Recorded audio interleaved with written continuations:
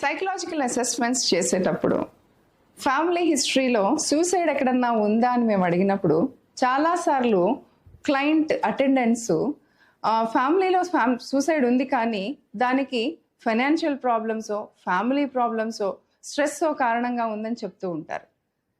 నిజానికి కష్టాలే సూసైడ్కి కారణమైతే ఈ భూమి మీద మనుషులు ఎవరు మిగిలి ఉండరు కదా. సో సూసైడ్కి ఎప్పుడు కూడా వెనకాల 4 రకాలైనటువంటి సైకియాట్రిక్ రీజన్స్, సైకలాజికల్ రీజన్స్ ఉంటాయి. సివియర్ డిప్రెషన్లో ఉన్న వాళ్ళకి నెగటివ్ థింకింగ్ ప్యాటర్న్ ఒక సిమ్టమ్గా ఉంటుంది.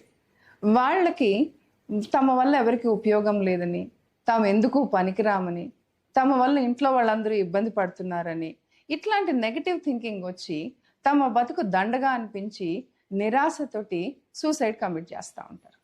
ఇంకా రెండోది, ఎమోషనల్లీ అన్స్టేబుల్ పర్సనాలిటీస్లో వాళ్ళకి ఎమోషన్స్ చాలా షాలోగా ఉంటాయి. ఎమోషన్స్ ఎక్స్ప్రెస్ చేసిన తర్వాత దాని కాన్సిక్వెన్సెస్ ఎలా ఉంటాయి అనేది వాళ్ళకి తెలియదు.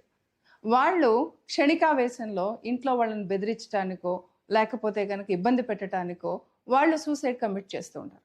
కొన్నిసార్లు యాక్సిడెంటల్గా వీళ్ళు చచ్చిపోయే ప్రమాదం ఉంది.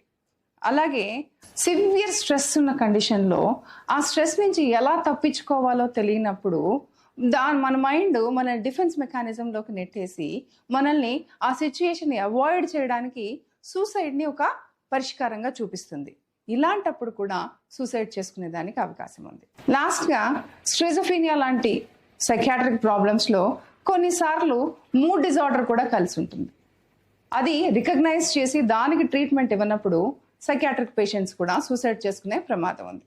కాబట్టి మీ ఇంట్లో వాళ్ళు ఈ 4 ఏ రకమైనటువంటి ప్రాబ్లంతో సఫర్ అవుతున్నారో గుర్తించి వాళ్ళకి సరైన ట్రీట్మెంట్ ఇప్పించినప్పుడు మనం ఒక మనిషిని సేవ్ చేసినట్టు అవుతుంది, అలాగే ఒక ఫ్యామిలీని కూడా సేవ్ చేసిన వాళ్ళం అవుతాం.